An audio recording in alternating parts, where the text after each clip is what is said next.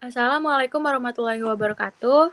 Yang terhormat Bu Erika Susianti selaku guru di mata pelajaran Kimia kelas 12. Sebelum memulai presentasi, izinkan kami memperkenalkan diri. Perkenalkan kami dari kelompok 3 yang terdiri dari saya, Syariantar Puspita Dewi, ada Nazwa Rizky Azahra, Muhammad Wildan Saputra, dan Arif Nur Hidayat. Di presentasi kali ini, kami akan membahas unsur kimia tentang logam alkali tanah. Logam alkali tanah meliputi unsur golongan 2A, yakni berilium, magnesium, kalsium, strontium, barium, dan radium. Logam alkali tanah sendiri memiliki bilangan oksidasi plus 2. Logam alkali tanah membentuk basa tetapi lebih lemah daripada logam alkali. Senyawa dari logam golongan 2A ini sukar larut di dalam air. Unsur-unsur golongan 2A umumnya ditemukan sebagai senyawa yang tidak larut di dalam tanah, sehingga disebut dengan logam alkali tanah atau alkaline earth metal. Berikut ini disajikan tabel data sifat fisis logam alkali tanah. Dari tabel tersebut didapat bahwa sifat-sifat logam alkali tanah berbeda dengan logam alkali seperiode. Dari berilium ke barium, jari-jari atom meningkat secara beraturan.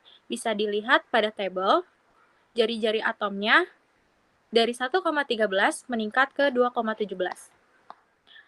Hal ini yang mengakibatkan penurunan energi ionisasi dan keelektronegatifan.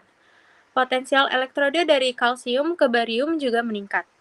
Berilium mempunyai potensial elektrode yang relatif kecil dikarenakan ia memiliki energi ionisasi yang tinggi.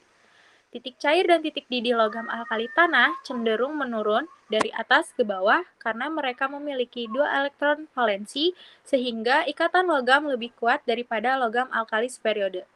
Selanjutnya, Wildan. Sifat kimia logam alkali tanah. Kereaktifan logam alkali tanah meningkat dari berilium ke barium. Dari berilium ke barium, jari-jari atom bertambah besar sehingga energi ionisasi dan keelektronegatifan berkurang. Akibatnya, kecenderungan untuk melepas elektron membentuk senyawa ion semakin besar. Sifat kimia logam alkali tanah mirip dengan logam alkali. Namun logam alkali tanah kurang reaktif dari logam alkali seperiode. Beberapa reaksi logam alkali tanah berikut menggambarkan kecenderungan sifat unsur-unsur berikut. Yang pertama, reaksi dengan air. Kalsium, strontium, dan barium bereaksi baik dengan air, membentuk basa dan gas hidrogen. Magnesium bereaksi sangat lambat dengan air dingin dan sedikit lebih baik dengan air panas. Sedangkan berilium tidak bereaksi. Dan berikut ini adalah contoh dari reaksinya.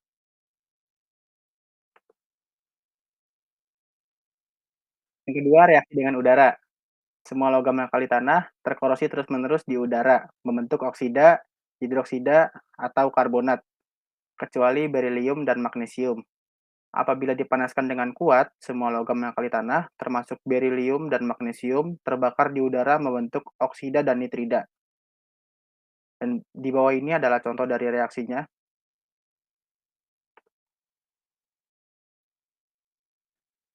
Yang ketiga, reaksi dengan halogen.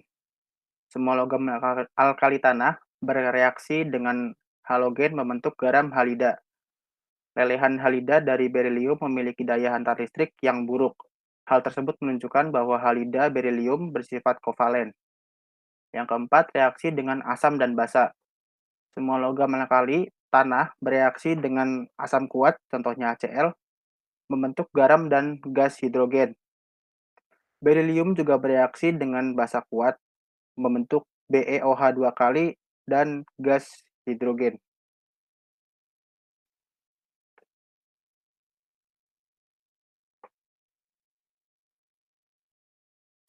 Selanjutnya ada reaksi nyala logam alkali dan alkali tanah. Ciri khas suatu unsur adalah spektrum emisinya atau radiasi elektromagnetik. Unsur yang tereksitasi karena pemanasan. Spektrum terdiri dari beberapa garis warna yang khas bagi setiap unsurnya. Unsur-unsur logam dapat dieksitasikan dengan memanaskan senyawanya atau pembakar spiritus. Jika menggunakan garam klorida akan lebih mudah menguap. Di sini ada contohnya. Yang pertama ada unsur alkalinya litium, warna nyalanya merah, dan unsur alkali tanah ada berilium, warna nyalanya putih, dan sebagainya.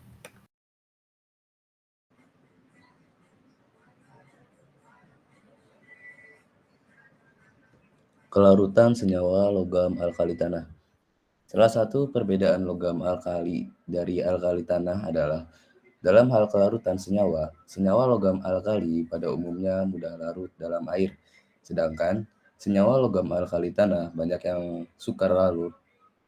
Beberapa di antaranya dapat dilihat pada tabel berikut ini. Next.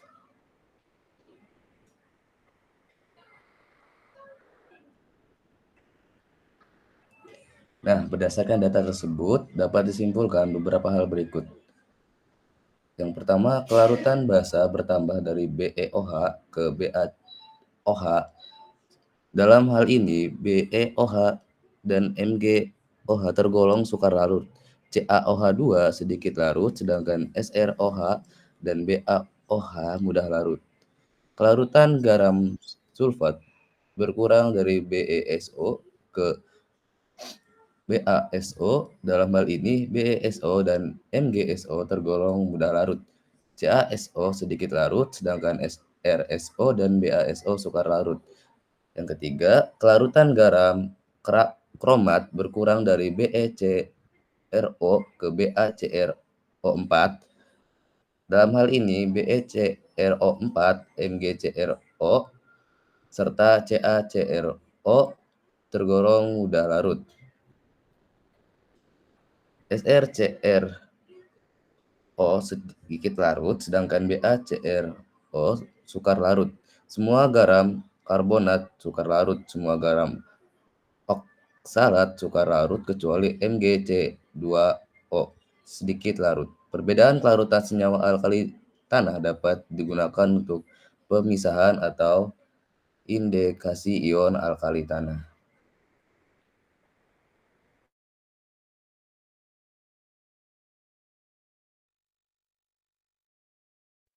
Sekian presentasi dari kelompok 3. Kurang lebihnya mohon maaf jika materi yang kami sampaikan masih ada kurangnya dan masih banyak kesalahan dalam pengucapan kami.